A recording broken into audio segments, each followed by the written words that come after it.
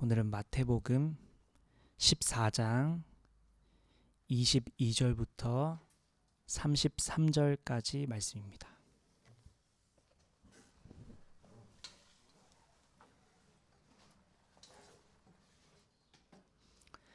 마태복음 14장 22절부터 33절까지의 말씀입니다.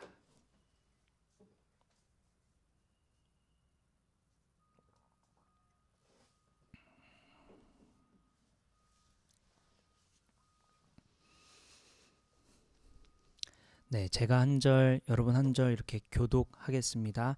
예수께서는 곧 제자들을 재촉하여 배에 태워서 자기보다 먼저 건너편으로 가게 하시고 그동안에 무리를 헤쳐 보내셨다.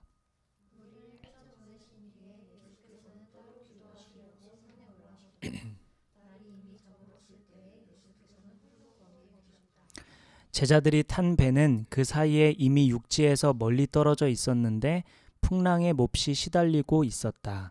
바람이 거슬러서 불어왔기 때문이다.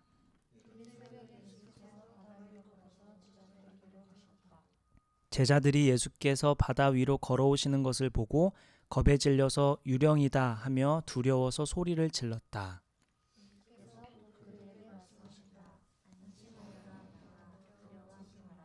베드로가 예수께 말하였다. 주님, 주님이시면 나더러 물 위로 걸어서 주님께로 오라고 명령하십시오.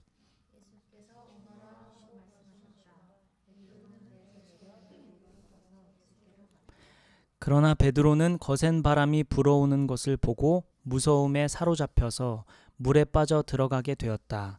그때 그는 주님 살려주십시오 하고 외쳤다.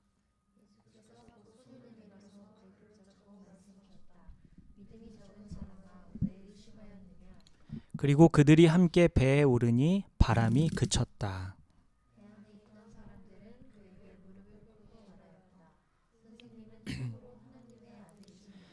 아멘. 네, 오늘은 믿음 여행. 네, 오늘 우리 가족 중에 신혼여행을 떠나는 분들이 있죠. 그래서 우리는 믿음 여행을 떠나자. 네, 네, 믿음 여행. 우리는 지금까지 계속해서 믿음에 대해 다루고 있죠. 우리 교회에 사랑을 제가 주장했지만 주님은 우리에게 믿음을 먼저 가지라고 우리에게 말씀하고 계신 것 같다 이야기했습니다. 그래서 우리는 마태복음을 살피며 믿음이 무엇인지, 어떻게 믿어야 할지, 믿음이 우리가 어떻게 가질 수 있는지 등 나누고 있습니다. 이 본문이 시작되기 전에, 오늘 우리가 보고 있는 본문이 시작되기 전에 오병이어 사건이 일어나는데, 오병이어라는 거 진짜 많이 들어봤죠. 오병이라는 게 5개의 빵과 이어, 물고기 2마리. 이 오병이어 사건은 예수님께서 놀라운 기적을 일으키신 굉장한 사건이었어요. 이 5개의 빵과 물고기 2마리로 5,000명 이상을 먹이셨고, 이 사건 이후에 오늘 본문이 이어지는 것입니다. 마태복음 14장 22절 방금 읽었는데, 예수께서는 곧 제자들을 재촉하여 배에 태워서 자기보다 먼저 건너편으로 가게 하시고 그동안의 무리를 헤쳐 보내셨다. 예수께서 오병이어 사건 이후 즉시 2가지 일을 하시는데, 첫째는 예수님의 제자들을 배에 태워 건너편으로 가게 하셨고, 둘째는 오병이어 기적을 경험한 무리들을 흩으십니다. 이렇게 하신 이유가 있는데 우리 요한복음 한번 찾아볼까요? 요한복음 6장 14절부터 15절입니다.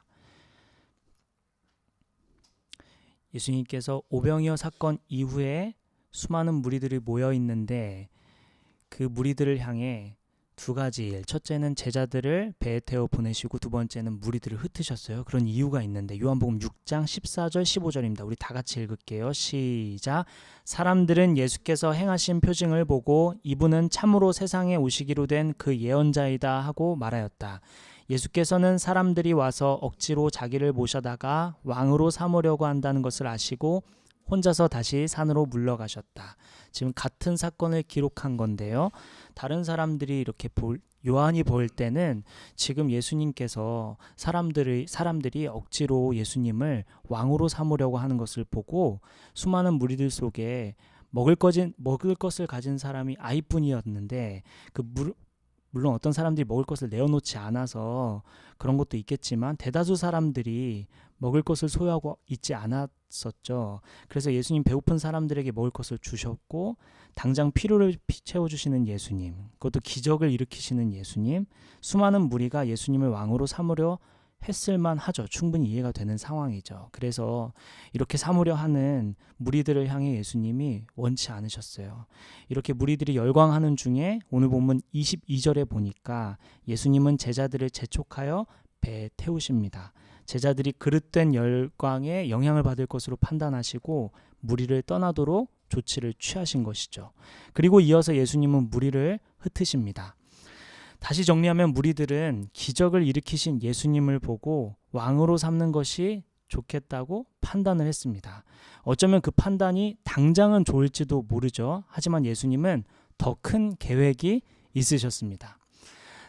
네, 당장 왕이 되시면 당시 이스라엘 백성들을 살릴 수는 있지만 오늘날 저와 여러분을 살릴 수는 없지요. 수많은 무리들의 바람대로 예수께서 왕이 되시면 정치적인 이유와 또 여러 상황에 의해 십자가에 달려 돌아가시기가 어려운 상황에 놓일 수 있었던 것입니다. 예수님은 죽으셔야만 했죠. 예수님은 더 큰 계획이 있으셨습니다. 상상해 볼게요. 예수님이 지금 무리들을 흩으시는 장면 머릿속에 한번 그려보세요. 왜 무리들을 흩고 계시죠? 무리들을 흩고 계신 이유는 저와 여러분을 살리시기 위해 지금 흩으시고 계신 것입니다. 더 큰 계획이 있으신 거죠. 예수님의 제자들은 배를 타고 건너가고 있고 무리도 해산시켰습니다. 이어서 오늘 본문 23절 한번 볼게요. 무리를 헤쳐보내신 뒤에 예수께서는 따로 기도하시려고 산에 올라가셨다. 날이 이미 저물었을 때 예수께서는 홀로 거기에 계셨다. 예수님께서 제자들과 무리들을 떠나 따로 기도하려고 산에 오르십니다. 무리들은 예수님을 억지로 왕으로 세우려고 했었죠. 그것은 세상의 소리였습니다. 그럴싸해 보이지만 당장의 즐거움을 주는 소리지만 더 중요한 것이 있었죠. 예수께서는 흔들리지 않기 위해 하나님의 뜻에 집중하기 위해 홀로 산에 오르십니다. 본문에 예수님은 홀로 기도하고 계시죠.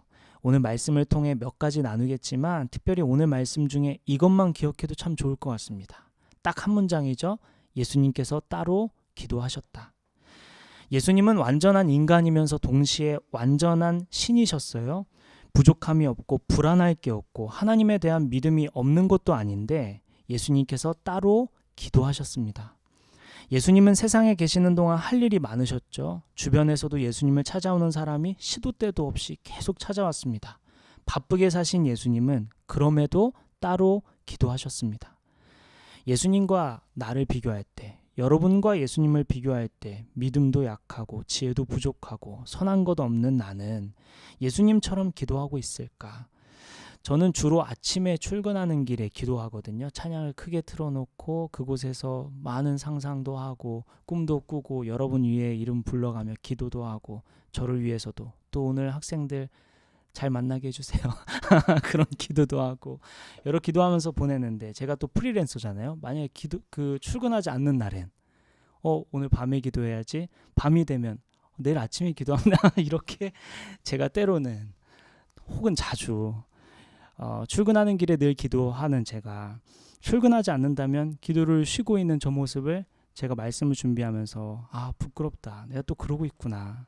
혹시 여러분은 따로 기도하는 시간을 갖고 있으십니까? 혹시 갖지 않았다면 다시 결단하기를 바랍니다. 오늘 예수님은 어쩌면 기도하지 않아도 되실 분이 기도하셨다고 하고 있습니다. 그것도 따로 기도하셨다고 했습니다. 홀로 아무도 방해받지 않는 곳에서 기도하셨다고 했습니다.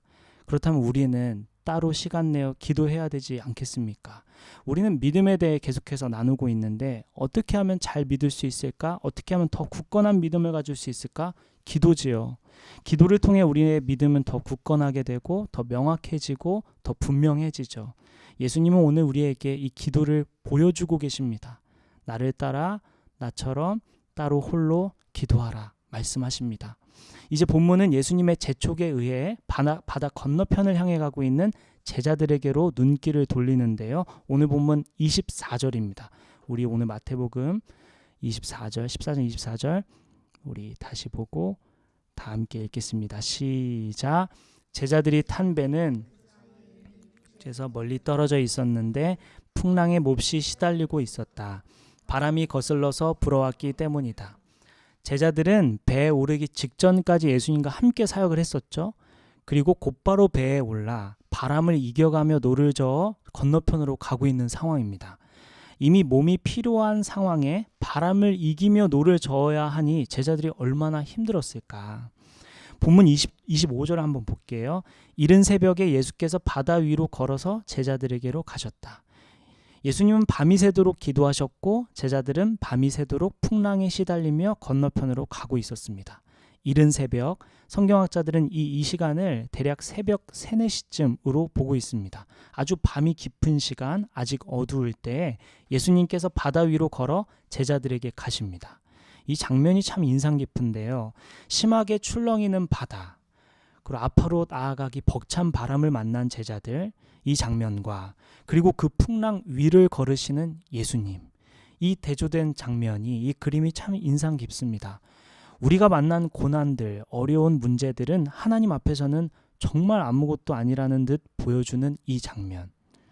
풍랑 위를 걸어가실 만큼 예수님께는 풍랑이 아무것도 아니었어요. 이것은 우리 인생에도 마찬가지죠. 우리 인생의 문제들, 우리의 무거운 짐들이 주님 앞에서는 아무것도 아니라고 지금 보여주고 계신 것이죠. 그런데 저는 이 말씀 보면서 한 가지 바로 드는 생각은, 내 문제와 내 무거운 짐, 주님 앞에서 아무것도 아니잖아요. 이 아무것도 아닌 손쉬운 것들을 왜 당장 해결해 주지 않으실까? 당장 이 쉬운 문제를, 주님 너무나도 쉬운 문제인데 왜 당장 내 삶의 문제와 어려운 문제들, 짐들은 당장에 해결되지 않을까? 좀 서운한 마음도 좀 들죠. 그러나 또 다른 한편에서는 지금 당장 해결되지 않더라도 결국엔 내가 어찌할 수 없는 문제들이라면 이 무거운 짐들이 하나님 앞에서는 아무것도 아님을 알기에 더욱 주님을 바라보게 되기도 합니다. 나의 상황이, 나의 문제, 나의 어려운 문제들이, 나의 어려운 것들이 주님께는 아무것도 아니구나. 더욱 주님 붙들어야겠다라는 마음으로 우리의 길을 인도하시죠. 주께서 우리에게 말씀하십니다. 우리의 문제와 우리의 무거운 짐들 주님 앞에서 아무것도 아니니 그 문제를 들고 주님 앞에 나아오라고 오늘 말씀하십니다. 계속해서 본문을 볼게요. 오늘 본문 26절부터 27절입니다. 우리 다 같이 한번 26, 27절 읽겠습니다. 시작. 제자들이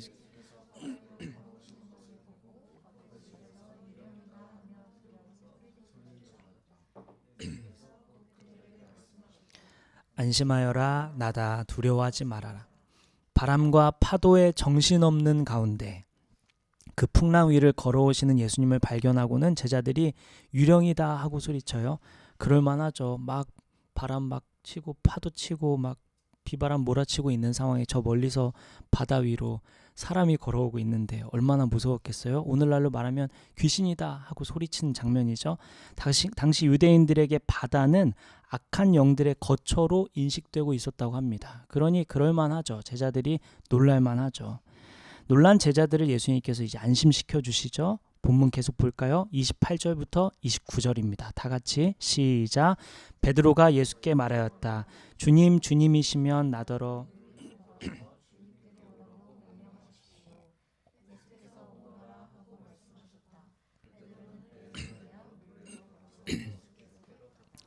베드로는 예수님께서 풍랑 위를 걸어오시는 것을 보고 자신도 물 위를 걸을 수 있게 해달라고 말합니다. 대단한 용기죠.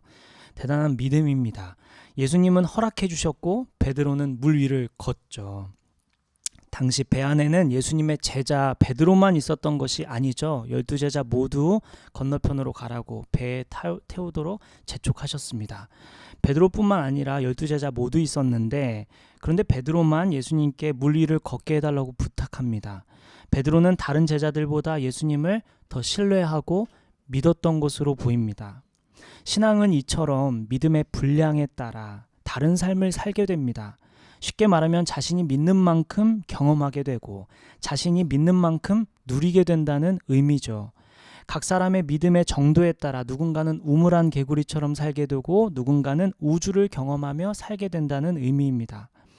예수님의 제자들은 베드로와 똑같이 배우고 경험했는데 모두 12명 다 똑같이 보고 경험했는데 베드로는 한 발짝 더 나아갑니다.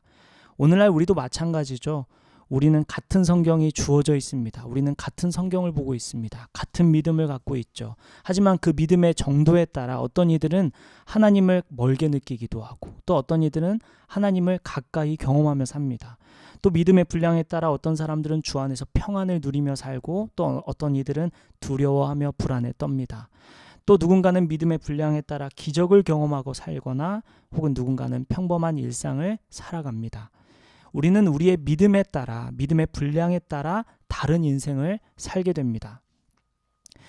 다 이렇게 살라고 하는 얘기는 아닌데 제 가까운 지인 중에 한 친구가 그 월급의 10분의 1 그러니까 11조를 드리면 하나님께서 축복해 주신다는 말을 그대로 믿고 그러면 내가 11조 말고 10의 5조를 해야겠다 하는 친구가 있어요. 그리고 실제로 그렇게 사는 친구가 한 명 있는데 언제까지 그렇게 살아갈지는 모르겠지만 자신의 인생을 하나님께 한번 걸어보겠다고 그렇게 살아가는 친구가 있어요. 이렇게 살아가는 사람 모두가 이렇게 살아가야 한다 이런 말이 아니라 누군가는 이런 삶을 살고 누군가는 그렇지 않을 수 있다. 하지만 하나님 앞에 내가 어느 정도 믿고 어떻게 사느냐에 따라 삶이 달라진다는 거죠. 자신의 인생을 걸어보겠다고 하는 사람 수많은 사람들이 있죠. 어떤 사람들은 20대 중반 후반이 됐는데 자신이 오랜 기간 공부해오고 전공한 것들을 다 내려놓고 하나님께서 부르심에 따라 새로운 분야에 뛰어들어 주님 위해 살겠다고 하는 사람들도 정말 많습니다. 또 어떤 이들은 시험을 준비하는 어떤 친구는 예배드리기를 놓지 않고 주님의 힘으로 되리라 믿으며 나아가는 사람들도 있고 수많은 사람들은 지금도 자신의 믿음의 분량에 따라 자신이 믿는 바대로 살아가며 기적을 경험하고 일상과 다르게 우리와 다르게 살아가는 사람들이 있지요. 우리에게 같은 성경이 주어져 있습니다. 그런데 누구는 이 말씀에 인생을 걸고 주님의 인도하심과 뜻에 따라 살아가는 사람들이 있는 반면 또 어떤 이들은 예수님 신뢰하기를 주저하는 사람들이 있죠. 오늘 주님은 이 말씀을 통해 어느 편에 서겠느냐 묻고 계신 것입니다. 여러분은 어느 편에 서시겠습니까? 자, 이제 본문의 마지막 장면에 다 왔어요. 본문 30절, 32절, 30절, 31, 32절 우리 다 같이 한번 읽을게요. 시작. 그러나 베드로는 거센 바람이 불어오는 것을 보고 무서움에 사로잡혀서 물에 빠져 들어가게 되었다. 그때 그는 주님 살려주십시오 하고 외쳤다.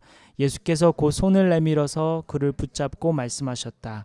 믿음이 적은 사람아 왜 의심하였느냐. 그리고 그들이 함께 배에 오르니 바람이 그쳤다. 베드로는 물 위를 걸은 사람은 베드로가 유일하죠. 제가 지금 뭐라고 했나요? 제가 방금 뭐라고 한 거죠? 베드로는 물 위를 걸었어요, 그죠? 인간으로서 물 위를 걸은 사람은 베드로가 유일할 것이. 제가 이 얘기하려고 했던 건데 뭐라고 했는지 모르겠어요. 베드로는 베드로가 거센 바람이 불어오는 것을 보고 물에 빠지게 되죠. 이 장면이 우리에게 참 중요한 것 같아요. 말씀 하나 찾아볼게요. 히브리서 12장 2절입니다. 히브리서 12장 2절 한번 찾아볼게요.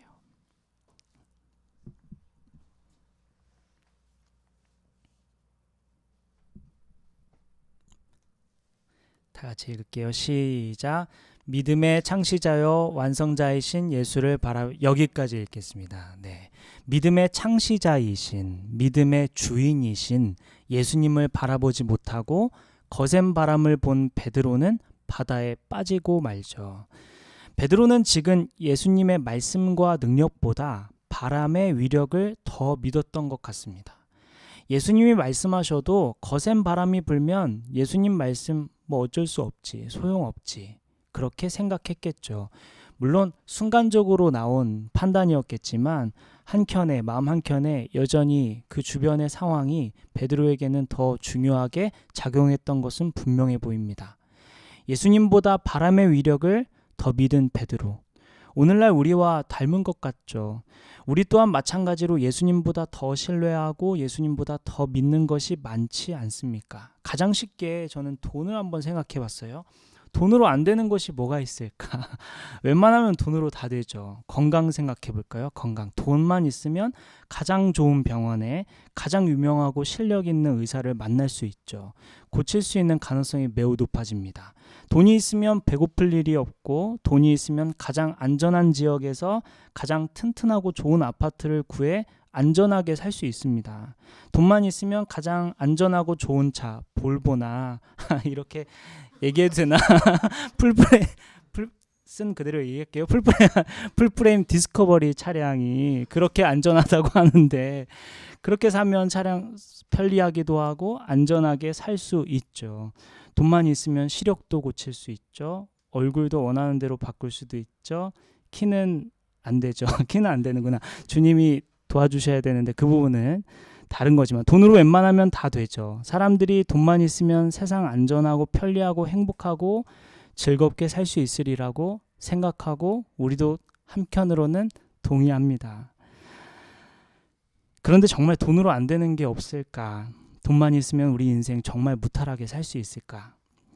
제가 주중에 어느 고등학교에 이번 주에 있었던 일인데 고등학교에 가서 강의하다가 제가 얘들아 너희들한테 300억이 있다면 너희들 뭐 하고 싶어? 한번 작성해봐 해서 막 작성하는 시간을 가졌어요. 근데 제 오른쪽 맨 앞에 앉아있는 제 편에서 왼쪽 맨 앞에 앉아있는 애가 뒤에서 누가 간지럼 태운 줄 알았어요. 계속 실실실 웃는 거예요. 그래서 야 너 왜 그래? 그랬더니 상상만 해도 너무 행복하다는 거예요. 자기 지금 너무 행복하대요. 그래서 아 그렇게 좋아했더니 너무 좋다고 막 써내려가는 막 이제 그만했더니 안 된다고 지금 더 써야 된다 막 그렇게 하더라고요. 막 벌써 행복하다. 벌써 난 인생 끝난 것 같다. 막 이렇게 얘기하는데 과연 우리 인생 정말로 돈이면 그만일까? 자, 우리 오늘 본문을 다시 한번 볼게요. 특별히 베드로가 바람에 흔들린 것에 주목해 봅시다. 오늘 마태복음 14장이에요. 바람에 흔들린 것을 한번 주목해 봅시다. 바람이 이거 정말 적절한 상황입니다. 바람은 세게 불 수도 있고 약하게 불 수도 있어요. 또 바람이 언제 불지도 모르고 또 바람은 정확히 어디서 부는지도 알 수 없습니다. 바람은 우리 손에 잡히는 것이 아니죠. 우리가 알 수 없는 것입니다. 바람은 있다가도 없는 것이고 없다가도 있는 것입니다. 그런데 베드로가 바람을 신뢰한다. 바람을 더 믿는다. 바람의 영향을 받는다. 결국 베드로는 그 자신이 믿는 바람에 의해 넘어지고 말았습니다. 그런데 딱 돈이 그렇죠. 예수님보다 돈을 더 의지하면 자신이 믿는 돈에 의해 돈에 걸려 넘어지고 맙니다. 돈은 있다가도 없는 것이고 없다가도 있는 것이 돈이지요. 또한 돈은 늘 부족함을 느끼게 합니다. 돈은 완전한 것이 아니죠. 늘 불완전한 것이죠. 그러니 돈을 의지하는 것은 어쩌면 어리석은 일인지 모릅니다. 예수님보다 더 신뢰하는 다른 무언가도 마찬가지입니다. 내 실력과 경험을 의지한다? 그러면 내 실력과 경험으로 인해 결국 언젠가 그것으로 인해 넘어지고 말 것입니다. 실력과 경험은 완전하지 않기 때문입니다. 예수님보다 더 의지하는 것은 무엇이든 그것은 바람일 뿐이라고 오늘 주님은 말씀하십니다. 여러분은 어떤 종류의 바람을 의지하며 살고 있습니까? 요즘 당신은 예수님이 아닌 다른 무엇에 붙들리며 살고 있습니까? 마지막 본문 오늘 31절 32절 한 번 더 읽죠. 마태복음 14장 31절 32절입니다. 마태복음 14장 31절 32절 다 같이 시작. 예수께서 곧 손을 내밀어서 그를 붙잡고 말씀하셨다. 믿음이 적은 사람아 왜 의심하였느냐. 그리고 그들이 함께 배에 오르니 바람이 그쳤다. 예수님보다 바람을 의지하는, 예수님보다 바람을 더 믿은 베드로를 향해, 또한 베드로처럼 살아가는 우리를 향해 예수님 말씀하시죠. 믿음이 적은 사람아 왜 의심하느냐. 그리고 예수와 함께 베드로가 배에 오르니 바람이 그쳤다고 합니다. 우리 인생에 예수님보다 더 중요해 보이고 더 신뢰할 만한 것들은 예수님을 가까이 하면 그 모든 것들이 잠잠해진다고 오늘 주님 말씀하십니다. 그 바람은 조용해집니다. 당장에 돈이 없으면 죽을 것 같고 당장에 내가 의지하는 무언가가 없으면 죽을 것 같더라도 믿음의 주인이신, 믿음의 창시자이신 예수님을 바라보면 그 모든 바람은 그치게 되어 있다고 오늘 말씀하십니다. 예수님께서 오늘 저와 여러분에게 말씀하시죠. 바람을 보지 말고 나를 보거라. 바람을 의지하지 말고 나를 보거라. 바람을 믿지 말고 나를 믿거라.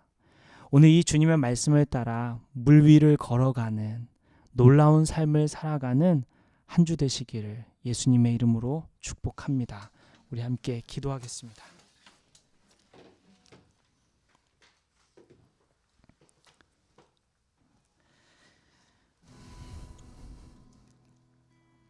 우리 잠시 기도할 때 베드로가 사실 바람에 밀려 넘어진 것은 그 무서웠던 거죠. 넘어질 것 같고 지금 물 위를 걷고 있는데 놀라운 일을 경험하고 있지만 동시에 불안하고 두려웠던 거죠. 우리가 예수님이 아닌 다른 것을 의지하는 이유가 뭘까? 그것이 없으면 죽을 것 같기 때문에 그것을 의지하는 것이겠죠. 오늘 주님은 그것이 너를 살리는 것이 아니란다. 그것이 너의 인생을 원만하고 행복하게 하는 것은 아니란다. 오늘 주님 말씀하십니다. 그리고 예수님께 가까이 가면 그 바람은 잠잠해진다고 오늘 주님 말씀하십니다. 이 말씀을 따라 여러분 어떤 생각이 드십니까? 오늘 말씀을 쭉 돌아보면 주님이 홀로 기도하러 가셨던 그 장면, 또한 물 위를 걸어오시는 예수님을 보고 놀라고, 또 더 나아가 베드로는 그 믿음의 분량에 따라 자신을 걸어갈 수 있게 해달라고 얘기했던 그 장면들, 오늘 말씀을 통해 주님은 여러분에게 어떤 말씀하기를 원하시는 것 같습니까? 우리 성령의 음성을 귀 기울이며 성령의 인도하심에 따라 우리 기도하며 나아갔으면 좋겠습니다. 우리 기도할 때 성령님, 저의 기도를 인도하여 주옵소서. 제가 어떤 기도하길 원하십니까? 제 마음에 어떤 주님보다 더 사랑하는 것이 무엇입니까? 더 의지하는 것이 무엇입니까? 돌아보며 함께 기도하며 나아가겠습니다. 기도합시다. 하나님 아버지, 주님 기도하며 주님, 바람을 의지하지 말고 나를 의지하거라. 바람을 믿지 말고 나를 믿거라. 바람을 바라보지 말고 나를 바라보거라 하시는 주님, 주님께 가까이 나아가. 주여,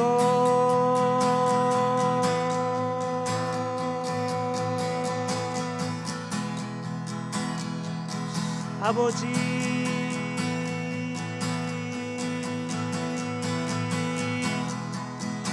주여,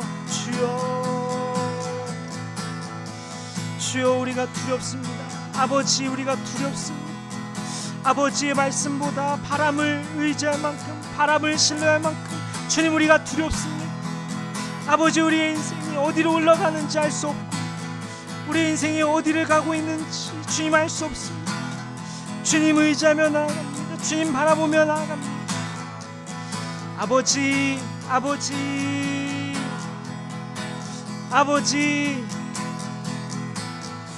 주여,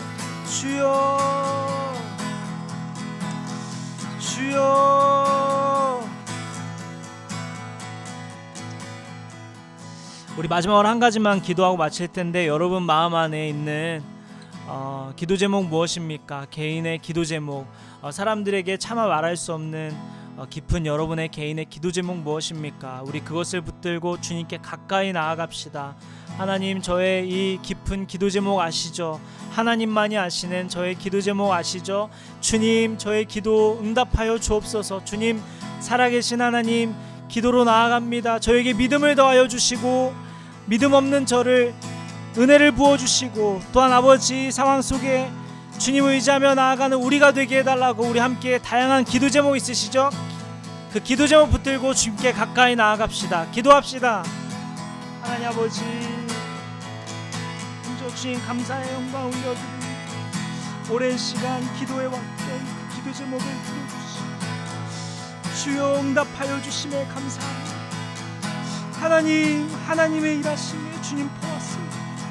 아버지, 그 다른 모든 기도 제목 분명히 응답하시고 주여, 사실은 너무 믿기지 않을 정도로 놀랐지만 하나님 더 의지하며 나아가길 원합니다. 오셔서 주님 다스려 주시옵소서. 하나님 아버지,